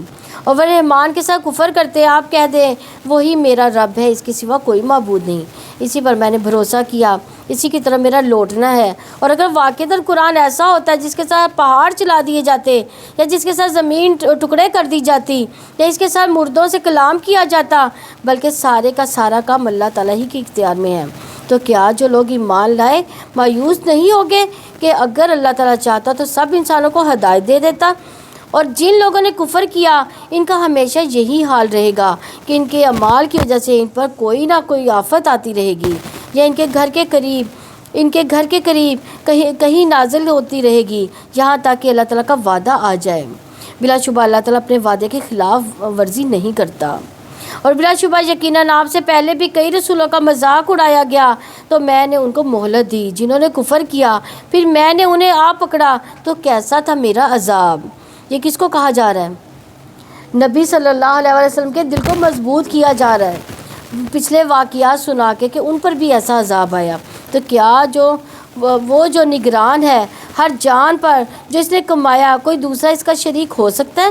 انہوں نے اللہ تعالیٰ کے کچھ شریک بنا لیے ہیں. آپ کہہ دیں تم ان کا نام پکارو، یا تم اللہ تعالیٰ کو اس بات کی خبر دیتے ہو جس کو وہ زمین میں جانتا ہی نہیں؟ یا یہ ظاہری باتوں میں سے ہیں، بلکہ جن لوگوں نے کفر کیا ان کی مکاریاں ان کے لیے خوشنما بنا دی گئیں، اور وہ سیدھے راستے سے روک دیے گئے، اور جسے اللہ تعالیٰ گمراہ کر دیتا ہے پھر اسے کوئی راہ دکھانے والا نہیں ہے۔ ان کے لیے دنیا کی زندگی میں عذاب ہے، اور یقیناً آخرت کا عذاب تو اس سے بھی زیادہ سخت ہے۔ انہیں اللہ تعالیٰ سے بچانے والا کوئی نہیں۔ جنت کی مثال جس کا متقیوں سے وعدہ کیا گیا، اس کے نیچے نہریں بہہ رہی ہیں، ان کا پھل، ان کا سایہ دائمی ہے۔ یہ ان لوگوں کا انجام ہے جو متقی بنے، اور کافروں کا انجام آگ ہے۔ اور جن کو ہم نے اس سے پہلے کتاب دی تھی وہ اس پر خوش ہوتے ہیں جو آپ پر اتارا گیا۔ ان گروہوں میں ایسے بھی ہیں جو ان کے بعض حصے کا انکار کرتے ہیں۔ آپ کہہ دیں مجھے تو یہی حکم دیا گیا کہ میں اللہ تعالیٰ کی عبادت کروں، اس کے ساتھ شریک نہ بناؤں۔ میں اس کی طرف دعوت دیتا ہوں، اسی کی طرف میرا لوٹنا ہے۔ اسی طرح ہم نے اس کو ایک عربی فرمان بنا کر آپ پر نازل کیا، اور یقیناً اگر اپنے پاس علم آ جانے کے بعد بھی آپ نے ان کی خواہشات کی پیروی کی تو اللہ تعالیٰ کے مقابلے میں آپ کے لیے نہ کوئی دوست ہوگا نہ ہی کوئی بچانے والا۔ یہ کس کو کہا جا رہا ہے؟ یہ نبی صلی اللہ علیہ وسلم کو کہا جا رہا ہے کہ اگر وحی کے الفاظ آنے کے بعد، قرآن آ جانے کے بعد، دلیل آ جانے کے بعد پھر بھی آپ نے ان کافروں کی پیروی کی تو کیا ہوگا؟ اللہ سے بچانے والا پھر آپ کو بھی کوئی نہیں ہوگا۔ اور بلا شبہ یقیناً ہم نے آپ سے پہلے بھی بہت سے رسول بھیجے، اور ہم نے ان کی بیویاں، ان کی اولادیں بنائی تھیں، اور کسی رسول کے لیے ممکن نہ تھا کہ وہ اللہ تعالیٰ کی اجازت کے بغیر کوئی معجزہ لے آتا۔ ہر وقت کے لیے ایک کتاب ہے، تو اس سے یہ پتہ چلتا ہے تقدیر کس کے ہاتھ میں ہے؟ پھر لوح محفوظ پر سب کچھ لکھا جا چکا ہے، اب مٹایا نہیں جا سکتا، اور نہ ہی تقدیر کو بدلا جا سکتا ہے۔ اللہ تعالیٰ جو چاہتا ہے مٹا دیتا ہے، جو چاہتا ہے ثابت رکھتا ہے، اور اصل کتاب اس کے پاس ہے۔ اصل کتاب سے مراد لوح محفوظ، اور جس کی ہم انہیں دھمکی دے رہے ہیں اگر اس کا کچھ حصہ ہم آپ کو دکھا دیں تو واقعتاً ہم آپ کو اٹھا لیں، تو بلا شبہ آپ کے ذمہ سے پہنچا دینا ہے، ہمارے ذمہ حساب لینا ہے۔ اور کیا انہوں نے دیکھا نہیں کہ بلا شبہ ہم زمین کو اس کے کناروں سے کم کرتے جا رہے ہیں، اور اللہ تعالیٰ فیصلے کرتا ہے، اس کے فیصلے پر نظر ثانی کرنے والا کوئی نہیں، اور وہی بہت جلد حساب لینے والا ہے۔ یعنی اس آیت کے دو مطلب ہیں۔ یہاں تو اس سے مراد ہے کہ زمین کم ہو رہی ہے، وہ آج کل کی ریسرچ سے پتہ چل رہا ہے کہ زمین جو ہے ایک سائڈ سے وہ کھسکتی جا رہی ہے، یعنی کم ہو رہی ہے۔ اور دوسرا اس کا مطلب ہے کہ مسلمان زیادہ ہوتے جا رہے ہیں، کافر کم ہوتے جا رہے ہیں، یعنی کافروں کے لیے زمین تنگ ہو رہی ہے۔ اور بلا شبہ وہ لوگ بھی تدبیریں کر چکے جو ان سے پہلے تھے، سو اصل تدبیر ساری کی ساری اللہ تعالیٰ کے پاس ہی ہے۔ وہ جانتا ہے جو بھی ہر شخص کماتا ہے، اور جلدی کافر جان لیں گے کہ کس کے لیے اس گھر کا انجام اچھا ہے۔ یعنی آنکھیں بند ہوتے ہی انسان کو حقیقت سامنے آ جائے گی۔ یہاں سے ہمیں حقیقت پتہ نہیں چل رہی، لیکن ادھر سے آنکھیں بند ہوئی، ادھر سے سارا کچھ صاف ظاہر ہو جائے گا۔ اور کافر کہتے ہیں کہ آپ رسول نہیں ہو، کہہ دو کہ میرے اور تمہارے درمیان اللہ ہی کافی گواہی دینے والا ہے، اور وہ بھی جس کے پاس کتاب کا علم ہے۔ یعنی اللہ اور ہر وہ شخص جو کتاب الہی کا علم رکھتا ہے، پہچانتا ہے وہ اللہ کا رسول ہے، تو وہی گواہ ہے۔ سورہ ابراہیم مکی ہے، اس میں 52 آیات اور 7 رکوع ہیں۔ دوسری صورتوں کی طرح اس صورت کا موضوع بھی اسلام کی بنیادی عقائد کا اثبات ہے، ان کا انکار کرنے کے لیے خوفناک نتائج پر تنبیہ ہے۔ چونکہ عرب کے مشرکین حضرت ابراہیم علیہ السلام کو مانتے تھے، اس لیے صورت کے آخر میں پہلے رکوع میں ان کی وہ پر اثر دعا نقل فرمائی گئی ہے جس میں انہوں نے شرک اور بت پرستی کی صاف برائی بیان کرتے ہوئے اللہ تعالیٰ سے درخواست کی کہ انہیں ان کے بیٹوں کو بت پرستی سے محفوظ رکھا جائے۔ اسی وجہ سے اس سورت کا نام سورہ ابراہیم ہے۔ اللہ تعالیٰ کے نام سے جو وسیع رحمت والا، نہایت رحم والا ہے۔ الف لام را، یہ ایک کتاب ہے جس کو ہم نے آپ کی طرف نازل کیا تاکہ آپ لوگوں کو ان کے رب کے حکم سے اندھیروں سے نکال کر روشنی کی طرف لائیں، اس کے راستے کی طرف جو سب پر غالب، بے حد تعریف والا ہے۔ یعنی یہ جہالت کے اندھیرے، کفر کے اندھیرے، غموں کے اندھیرے، پریشانیوں کے اندھیرے، مایوسی کے اندھیرے، کتاب ان سارے اندھیروں سے انسان کو نکال لیتی ہے، اور یہ اس کتاب کے آنے کا مقصد ہے۔ اللہ تعالیٰ وہ ذات ہے کہ جو آسمانوں میں ہے، جو زمین میں ہے، سب اسی کا ہے، اور کافروں کے لیے سخت عذاب کی وجہ سے تباہی ہے۔ جو لوگ آخرت کے مقابلے میں دنیا کی زندگی کو پسند کرتے ہیں اور اللہ تعالیٰ کے راستے سے روک دیتے ہیں، وہ اس میں کجی تلاش کرتے ہیں، وہی دور کی گمراہی میں ہیں۔ یعنی یہاں یستحبون کا لفظ استعمال ہوا ہے، جس کا مطلب ہے دنیا کو ناجائز طریقے سے طلب کرنا۔ جو شخص آخرت کی نعمتوں کے مقابلے میں دنیا اور اس کی زینت کو ترجیح دیتا ہے، دنیا کی نعمتوں میں زندہ رہنا چاہتا ہے، اس کو پسند کرتا ہے، اس کے ساتھ اللہ کی طرف سے جانے والوں کو بھی روکتا ہے، تو وہ کیا ہے؟ اس کے لیے گمراہی ہے۔ اور ہم نے ہر رسول اس کی قوم کی زبان ہی میں بھیجا تاکہ وہ ان کے لیے کھول کر بیان کر دے۔ پھر اللہ تعالیٰ جسے چاہتا ہے گمراہ کر دیتا ہے، جسے چاہتا ہے ہدایت بخش دیتا ہے، اور وہی سب پر غالب کمال حکمت والا ہے۔ اور بلا شبہ یقیناً ہم نے موسیٰ کو اپنی نشانیاں دے کر بھیجا کہ اپنی قوم کو اندھیروں سے روشنی کی طرف نکال لاؤ، انہیں اللہ تعالیٰ کے دنوں کی یاد دلاؤ۔ یقیناً اس میں ہر اس شخص کے لیے نشانیاں ہیں جو بہت صبر کرنے والا، بہت شکر کرنے والا ہے۔ تو خوشحالی، تکلیف، مصیبتیں، نعمتیں یا مصیبتیں، ان باتوں کے ذریعے اللہ آزماتا ہے۔ جو تکلیف پر صبر کرے، نعمت پر کیا کرے؟ شکر کرے، تو اللہ تعالیٰ کی طرف سے توفیق حاصل ہوتی ہے نیک کام کرنے کی۔ تو شکر کسے کہتے ہیں اصل میں؟ شکر دینے والے کی نعمت کا عاجزی، انکساری اور محبت سے اعتراف کرنا کہ اللہ تعالیٰ نے دی ہے۔ ابن قیم کہتے ہیں کہ پس جو شخص نعمت کو نہیں پہچانتا کہ یہ نعمت ہے، جیسے اسلام ایک نعمت ہے یا کوئی تکلیف جو آئی ہے وہ نعمت ہے، تو وہ اس سے جاہل ہے، تو وہ اس کا شکر بھی ادا نہیں کرتا ہے۔ اس لیے مومن تکلیف میں بھی اللہ کا شکر ادا کرتا ہے، اور یہ بھی کسی فائدے کے لیے ہی آئی ہے، یا تو دنیا میں کوئی فائدہ ہوگا یا آخرت میں کوئی گناہ معاف ہو جائے گا۔ مومن کو یہ پتہ ہوتا ہے کہ اگر یہ مجھ پر تکلیف آئی ہے تو میرے فائدے کے لیے آئی ہے۔ پھر ابن قیم کہتے ہیں کہ وہ نعمت کو تو پہچانتا ہے لیکن اس نعمت کے دینے والے کو نہیں پہچانتا، یہ بھی شکر نہیں۔ پھر کہتے ہیں کہ جو نعمت اور نعمت دینے والے کو پہچانتا ہے لیکن اس نعمت کا انکار کرتا ہے تو وہ بھی ناشکرا ہوا ہے۔ پھر نعمت عطا کرنے والے کو پہچانتا ہے، اس کا اقرار بھی کرتا ہے، اس کا انکار نہیں کرتا، لیکن نعمت دینے والے کے لیے عاجزی اختیار نہیں کرتا، نہ اس سے محبت کرتا ہے، نہ اس سے راضی ہوتا ہے، تو وہ بھی پھر ناشکرا ہی ہوا۔ تو شکر کیا ہوا پھر؟ نعمت دینے والے کو پہچاننا، نعمت کا اقرار کرنا، نعمت دینے کے لیے عاجزی اختیار کرنا، اس سے محبت کرنا، اس سے راضی ہونا، اس نعمت کو دینے والے کی محبوب جگہ اس کی اطاعت کے کام میں خرچ کرنا، یہ سب کیا ہو گئے؟ شکر گزاری کے کام ہو گئے۔ تو دراصل یہی شکر ہے جسے شکر ادا کرنا کہتے ہیں۔ اور جب موسیٰ نے اپنی قوم سے کہا کہ اپنے اوپر اللہ تعالیٰ کی نعمت کو یاد کرو، جب اس نے تمہیں آل فرعون سے نجات دی، جو تمہیں برا عذاب پہنچاتے تھے، تمہارے بیٹوں کو ذبح کرتے تھے، تمہاری عورتوں کو زندہ رکھتے تھے، اس میں تمہارے رب کی طرف سے بڑی آزمائش تھی۔ اور جب تمہارے رب نے صاف اعلان کر دیا تھا کہ یقیناً اگر تم شکر ادا کرو گے تو میں تمہیں ضرور ہی زیادہ دوں گا، اور اگر تم ناشکری کرو گے تو یقیناً میرا عذاب بلا شبہ بڑا سخت ہے۔ اور موسیٰ نے کہا کہ اگر تم بھی کفر کرو گے اور زمین کی تمام مخلوق بھی، تو بلا شبہ اللہ تعالیٰ یقیناً بڑا بے پرواہ، بے حد تعریف والا ہے۔ کیا تمہیں ان کی خبر نہیں پہنچی جو تم سے پہلے ہو گزرے ہیں؟ قوم نوح، قوم عاد، ثمود، اور جو ان کے بعد ہوئے ہیں، انہیں اللہ تعالیٰ کے سوا کوئی نہیں جانتا۔ ان کے رسول ان کے پاس روشن نشانیاں لائے تھے تو انہوں نے اپنے ہاتھ اپنے منہ میں لٹائے تھے۔ انہوں نے کہا کہ تمہیں جو دے کر بھیجا گیا ہے واقعی ہم اس کو نہیں مانتے، اور بلا شبہ ہم یقیناً اس کے متعلق بے چین کرنے والے شک میں ہیں جس کی طرف تم ہمیں دعوت دیتے ہو۔ اس کے رسولوں نے کہا کہ کیا اس اللہ تعالیٰ کے بارے میں بھی شک ہے جو آسمان و زمین کو پیدا کرنے والا ہے؟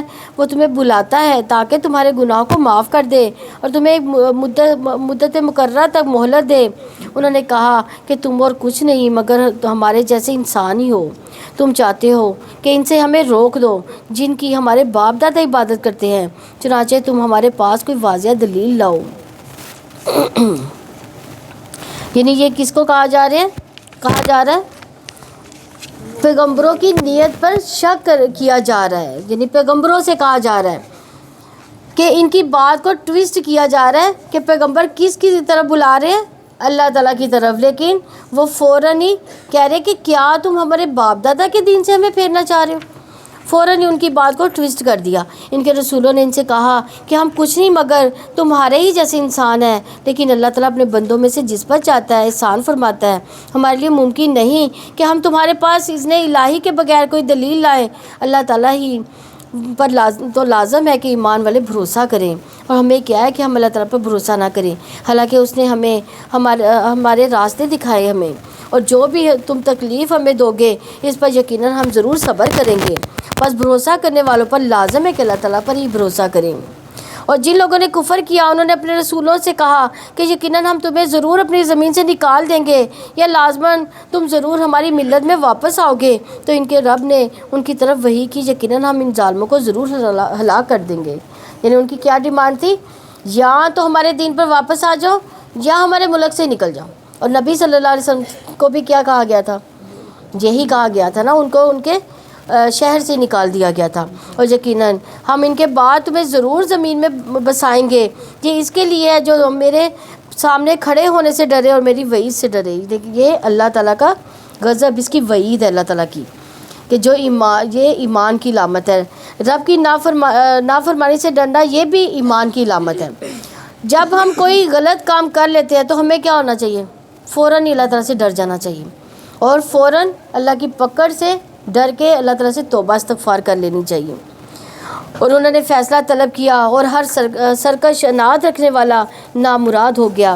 اس کے پیچھے جہنم، اور اسے اس پانی سے پلایا جائے گا جو پیپ ہے، یعنی جو اللہ تعالیٰ کی نافرمانی کرتے ہیں، جو اللہ کا خوف نہیں رکھتے، وہ اس کا گھونٹ گھونٹ پیے گا، لیکن قریب بھی نہ ہوگا کہ حلق سے نیچے اتارے، اور موت اس پر ہر طرف سے آئے گی، حالانکہ وہ مرنے والا نہیں ہوگا۔ یعنی اس وقت جو ہے موت ختم ہو جائے گی۔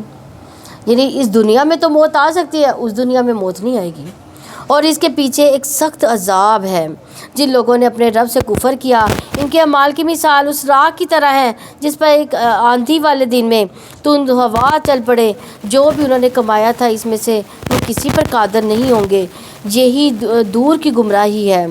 کیا آپ نے دیکھا نہیں، اللہ تعالیٰ نے آسمان و زمین کو بلا شبہ حق کے ساتھ پیدا کیا۔ اگر وہ چاہے تو تم لوگوں کو لے جائے اور ایک نئی مخلوق لے آئے، اور یہ اللہ تعالیٰ پر بالکل بہت ہی دشوار نہیں ہے، یہ اللہ تعالیٰ پر آسان ہے کہ اگر وہ چاہے تو ایک نئی مخلوق لے آئے۔ اگر یہ نافرمان قوم یہاں پہ رہے گی، اللہ کا حکم نہیں مانے گی، اللہ تعالیٰ اس کو ختم کر کے ہلاک کر کے ایک فرما بردار قوم کو لے آئے گی، اور اللہ تعالیٰ کے لیے یہ بالکل بھی مشکل نہیں ہے۔ اور یہ سب لوگ جب اللہ تعالیٰ کے حضور پیش ہوں گے تو کمزور ہوں گے، ان سے کہیں گے جو بڑے بنے ہوئے تھے کہ یقیناً ہم تمہارے پیروکار تھے، تو کیا تم اللہ تعالیٰ کے عذاب سے بچانے والے ہو؟ کہ یقیناً ہم تمہارے پیروکار تھے، تو کیا تم اللہ تعالیٰ کے عذاب سے بچانے میں ہمارے کچھ بھی کام آنے والے ہو؟ وہ کہیں گے اگر اللہ تعالیٰ ہمیں ہدایت دیتا تو ضرور تمہاری رہنمائی کرتے، ہم بے قرار ہیں ہوں یا صبر کریں، ہم پر یکساں ہے، ہمارے لیے بھاگنے کی کوئی جگہ نہیں۔ اور شیطان کہے گا جب کام کا فیصلہ کر دیا جائے گا، بلا شبہ اللہ تعالیٰ نے تم سے جو وعدہ کیا وہ سچا وعدہ تھا، اور میں نے تم سے جو وعدہ کیا تھا سو میں نے تم سے خلاف ورزی کی، اور میرا تم پر کوئی غلبہ نہ تھا سوائے اس کے کہ میں نے تمہیں بلایا تو تم نے میرا کہا مان لیا، چنانچہ مجھے ملامت نہ کرو اور خود ہی کو ملامت کرو، میں تمہاری فریاد رسی کرنے والا ہوں اور تم میری فریاد رسی کرنے والے نہیں ہو۔ یقیناً میں بالکل انکار کرتا ہوں کہ اس سے پہلے تم نے مجھے شریک بنایا تھا، ظالموں کے لیے یقیناً دردناک عذاب ہے۔ تو یہاں سے شیطان کا خطبہ شروع ہو رہا ہے کہ جب سارے انسانوں کا فیصلہ ہو چکے گا، جنت میں چلے جائیں گے، جہنم والے جہنم میں چلے جائیں گے، تو شیطان خطبہ دے گا، کیا کہے گا؟ ابلیس کہ یعنی جہنم میں جا کے جو تقریر کرے گا، اس کا مقصد کیا ہوگا کہ لوگوں کو اور زیادہ غم میں مبتلا کر دے، ان کو حسرت دلائے، انہیں مزید خسارے میں مبتلا کر دے۔ تو یہ مجرم، یہ دشمن دنیا میں بھی دشمنی کرتا ہے، اور وہ ہر راستے سے دنیا میں بھی انسان کو گمراہ کرتا ہے، اور وہاں پہ بھی جا کر وہ کیا کرے گا؟ حسرت دلائے گا انسانوں کو۔ اور جو لوگ ایمان لائے اور جنہوں نے نیکیاں کی ہیں انہیں ایسے باغوں میں داخل کیا جائے گا جن کے نیچے سے نہریں بہتی ہیں، وہ اپنے رب کے حکم سے ان میں ہمیشہ رہنے والے ہیں، ان کی آپس کی دعا اس میں سلام ہوگی۔ یعنی ہر کوئی ایک دوسرے سے جب ملاقات کرے گا تو سلام کرے گا، تو اللہ تعالیٰ اپنے بندوں کو سلام بھیجے گا، مومن بندے ایک دوسرے کو ملاقات پر سلام کہیں گے، فرشتے صبح و شام جو ہے ان کو سلام کریں گے، سلام ہی سلام کی پکار ہوگی۔ تو جنت سراسر سلامتی کی جگہ ہے، جس کا آغاز مسلمان ہونے سے ہوتا ہے، اسلام لانے سے ہوتا ہے، سلامتی اور پیس کو عام کرنے سے ہوتا ہے۔ کیا آپ نے نہیں دیکھا کہ اللہ تعالیٰ پاکیزہ کلمے کی مثال کیسے بیان کی ہے؟ ایک پاکیزہ درخت کی طرح ہے جس کی جڑ مضبوط، اس کی شاخیں آسمان میں ہے۔ شجرۃ طیبہ، یہ کون سا درخت ہے؟ حدیث سے پتہ چلتا ہے یہ کھجور کا درخت ہے۔ نبی کریم صلی اللہ علیہ وسلم کے پاس کھجور کے درخت کا خوشہ لایا گیا تو آپ نے یہ آیت پڑھی، الم تر کیف ضرب اللہ مثلا کلمۃ طیبۃ کشجرۃ طیبہ اصلها ثابت وفرعها فی السماء۔ اور فرمایا کہ یہ مومن کی مثال ہے۔ درخت سے اس کو کیوں تشبیہ دی گئی؟ کیونکہ درخت اس وقت تک درخت نہیں بنتا جب تک اس میں تین چیزیں نہ پائی جائے۔ پہلا، مضبوط جڑ نہ اس میں ہو، دوسری، سیدھا کھڑا ہونے والا نہ ہو، اور تیسرا، بلند شاخیں۔ اگر ان میں سے کوئی ایک چیز بھی نہیں ہو تو وہ کھڑا نہیں ہو سکے گا۔ اسی طرح ایمان میں بھی تین چیزوں کے بغیر مکمل نہیں ایمان ہوتا، دل کی تصدیق، زبان سے اقرار، جسم سے عمل۔ تو جس انسان کے دل میں ایمان جاگزی ہوگا اس کی زبان مستقیم ہو جائے گی، سیدھی ہو جائے گی، جس کا عمل خوبصورت ہو جاتا ہے اور وہ ہر وقت لوگوں کو فائدہ ہی فائدہ پہنچاتا ہے۔ آپ اسے ملاقات کریں، آپ اسے بات کریں، آپ اسے سوال کریں، آپ اسے کسی طرح کی کوئی مدد چاہیں تو وہ آپ کو لیٹ ڈاؤن نہیں ہونے دے گا، اور اگر آپ اس کام آپ کے کام آ گیا تو ٹھیک ہے، ورنہ نہ آ سکا تو وہ آپ کا کسی نہ کسی سے کام کروا ہی دے گا۔ اس کے اندر خیر خواہی ہوتی ہے، وہ سوچتا بھی اچھا ہے، دوسروں کے لیے بولتا بھی اچھا ہے، چاہے آگے ہو یا پیچھے، اور اچھے کام جو کرتا رہے گا، یعنی آپ کے سامنے ہو یا آپ کے پیچھے، وہ اچھے ہی کام کرے گا۔ خوبصورت عمل خوشبودار اور اچھے انسان کی شکل میں انسان کے ساتھ ہوگا، قبر میں بھی اور حشر میں بھی۔ تو قبر کی تنہائیوں اور وحشتوں سے ڈر لگتا ہے کہ پتہ نہیں کیسی جگہ ہوگی، تو اس سے اچھے عمل کا شوق بڑھتا ہے اور خوبصورت عمل کریں۔ اللہ تعالی ہم سب کو توفیق عطا فرمائے۔ وہ ہر وقت اپنے رب کے حکم سے اپنا پھل دیتا ہے، اور اللہ تعالیٰ لوگوں کے لیے مثالیں بیان کرتا ہے تاکہ وہ نصیحت حاصل کرے۔ اور گندی بات کی مثال گندے پودے کی طرح ہے جو زمین کے اوپر سے ہی اکھاڑ لیا گیا، اس کے لیے کوئی استحکام نہیں۔ اللہ تعالیٰ ایمان والوں کو ایک پختہ بات سے دنیا کی زندگی میں بھی اور آخرت میں بھی ثابت قدم رکھتا ہے، اور ظالموں کو اللہ تعالیٰ بھٹکا دیتا ہے۔ اللہ تعالیٰ جو چاہتا ہے کرتا ہے۔ اور یہاں پہ جو ہے مثلا کلمۃ خبیثۃ کشجرۃ خبیثہ، جو جڑی بوٹیاں ہوتی ہیں جو زمین پہ پھیلی ہوتی ہیں کانٹوں کی شکل میں، یہ اس سے مراد وہ ہے۔ تو دنیا میں ان کو استقامت نصیب ہوتی ہے جو اچھے کام کرتے ہیں۔ نبی کریم صلی اللہ علیہ وسلم نے فرمایا، مومن جب اپنی قبر میں بٹھایا جاتا ہے تو اس کے پاس فرشتے آتے ہیں، پھر وہ شہادت دیتا ہے کہ اللہ کے سوا کوئی معبود نہیں، اور بے شک محمد رسول اللہ صلی اللہ علیہ وسلم اللہ کے رسول ہیں۔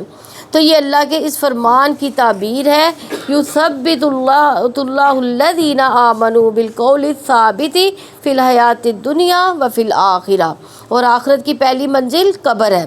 لیکن جو ظالم ہے ان کو اللہ تعالیٰ حق بات کہنے سے محروم کر دے گا، اس لیے فرمایا وَيُذِلُّ اللَّهُ الظَّالِمِينَ وَيَفْعَلُ اللَّهُ مَا يَشَاءُ، یعنی ظالموں کو ان کی قبروں میں یہ کلمہ نصیب ہی نہیں ہوگا، وہ صحیح جواب نہیں دے سکیں گے۔ طویل حدیث میں ہے کہ آپ نے موت کا ذکر کیا، فرمایا کافر کی روح اس کے جسم میں لٹائی جاتی ہے، دو فرشتے اس کے پاس آتے ہیں، اسے اٹھا بٹھاتے ہیں، اسے پوچھتے ہیں کہ تیرا رب کون ہے؟ وہ کہتا ہے لا ادری، یعنی مجھے نہیں پتا۔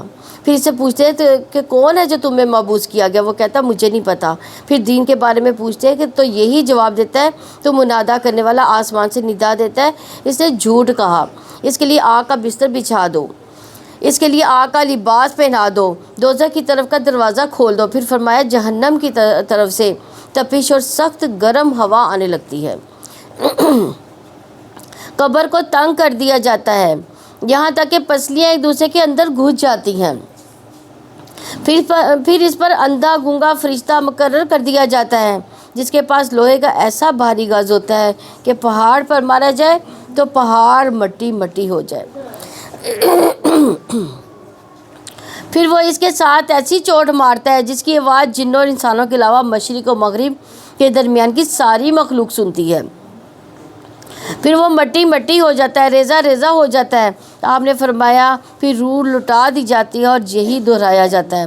تو اللہ تعالیٰ ہم سب کو اس سے محفوظ فرمائے، اور منافق کے ساتھ بھی یہی معاملہ ہوگا۔ کیا آپ نے نہیں دیکھا ان لوگوں کو جنہوں نے اللہ تعالیٰ کی نعمت کو ناشکری سے بدل دیا اور اپنی قوم کو ہلاکت کے گھر میں اتار دیا؟ جہنم میں وہ اس میں داخل ہوں گے اور وہ بہت بری قرارگاہ ہے۔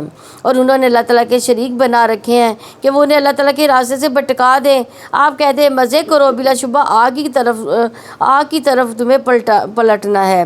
میرے بندوں سے کہہ دیں جو ان لوگوں میں سے ایمان لائے کہ وہ نماز قائم کرے، اور جو ہم نے انہیں رزق دیا اس میں سے کھلے اور چھپے خرچ کریں، اس سے پہلے کہ وہ دین نہ آئے جس میں نہ خرید و فروخت ہوگی نہ کوئی دوستی۔ اللہ تعالیٰ وہ ذات ہے جس نے آسمان و زمین کو پیدا کیا، آسمان سے کچھ پانی نازل کیا، پھر اس سے تمہارے لیے پھلوں میں سے کچھ رزق نکالا، اس نے کشتیوں کو تمہارے لیے مسخر کر دیا اور وہ اس کے حکم سے سمندر میں چلیں، اور تمہارے لیے دریاؤں کو مسخر کر دیا، اس نے سورج اور چاند کو تمہارے لیے مسخر کر دیا کہ پے در پہ چلنے والے ہیں، اور تمہارے لیے اس نے رات اور دن کو مسخر کیا۔ اس نے تمہیں ہر چیز سے دیا جس کا بھی تم نے اس سے سوال کیا، اور اگر تم اللہ تعالیٰ کی نعمتوں کو شمار کرو تو انہیں شمار نہیں کر پاؤ گے۔ بلا شبہ انسان یقیناً بڑا ظالم، بہت ناشکرا ہے۔ اور جب ابراہیم نے کہا اے میرے رب اس شہر کو امن والا بنا دے اور مجھے اور میری اولاد کو بچا لیجئے کہ ہم بتوں کی عبادت کریں، یعنی توحید پر شہر کی بنیاد رکھی جا رہی ہے یہاں پہ۔ اور ڈر کس بات کا ہے؟ شرک کا۔ اے میرے رب بلا شبہ ان بتوں نے بہت سے لوگوں کو گمراہ کر دیا، پھر جس نے میری پیروی کی یقیناً وہ میرا، اور جس نے میری نافرمانی کی بلا شبہ آپ تو بے حد بخشنے والے نہایت رحم والے ہیں۔ وہ پچھلا ان کو یاد تھا کہ ان کے والد اور ان کی قوم کیا کرتی تھی؟ بت پرستی کرتی تھی، سورج کی پوجا کرتی تھی، چاند کی پوجا کرتی تھی۔ تو باپ سے رشتہ اسی وجہ سے ختم ہوا، نسبی رشتہ تھا۔ اب ان کا کون تھا؟ صرف دین ہی تھا۔ تو انبیاء کا اخلاق کیا تھا؟ وہ نافرمانوں کے لیے دعا کرتے ہیں۔ اور جیسے حضرت ابو ہریرہ رضی اللہ نے کہا کہ اللہ کے رسول صلی اللہ علیہ وسلم دوست نے نافرمانی کی ہے تو آپ نے دوست کے لیے کیا کیا تھا؟ دعا کی تھی، اے اللہ قبیلہ دوست کو ہدایت فرما، انہیں دین کے راستے پر لگا۔ اے ہمارے رب یقیناً میں نے اپنی کچھ اولاد کو تیرے حرمت والے گھر کے پاس اس وادی میں آباد کیا جو کھیتی والی نہیں ہے، اے ہمارے رب تاکہ وہ نماز قائم کریں، سو کچھ لوگوں کے دل ان کی طرف مائل کر دیں اور آپ انہیں پھلوں کا رزق دیں تاکہ وہ شکر ادا کریں۔ یعنی اگر ہم بچوں کو سیٹل کرنا چاہیں گے تو کہاں سیٹل کریں گے؟ جہاں پہ آبادی ہوگی، جہاں پہ کوئی یعنی فرم وغیرہ ہوگی یا شہر میں آباد کرنے کی کوشش کریں گے۔ لیکن ابراہیم نے اللہ تعالیٰ کی خاطر اپنے بچوں کو کہاں آباد کیا؟ ایک صحرا میں جہاں پہ کچھ بھی نہیں تھا، تاکہ وہ نماز قائم کریں، محبتوں کی دعا بھی کی ان کے لیے، اور کھانے کے لیے بہترین چیز مانگی۔ ربنا آتنا فی الدنیا حسنہ، بے شک آپ دین کے لیے قربانیاں کریں لیکن حسنہ مانگتے رہیں۔ یہ نہیں کہا کہ اپنے آپ کو مشقتوں میں ہی رکھیں، لیکن اللہ کی خاطر اگر قربانی کرنی پڑے تو نعمتیں اور آرام اگر چھوڑنا بھی پڑے تو تب ہمیں چھوڑ بھی دینا چاہیے۔ اے ہمارے رب یقیناً آپ جانتے ہیں جو ہم چھپاتے ہیں اور جو ہم ظاہر کرتے ہیں۔ اللہ تعالیٰ سے کوئی چیز نہ زمین میں پوشیدہ ہے نہ آسمان میں، سب تعریف اللہ تعالیٰ کی ہے جس نے بڑھاپے کے باوجود مجھے اسماعیل اور اسحاق دیے۔ بلا شبہ میرا رب تو یقیناً بہت دعا سننے والا ہے۔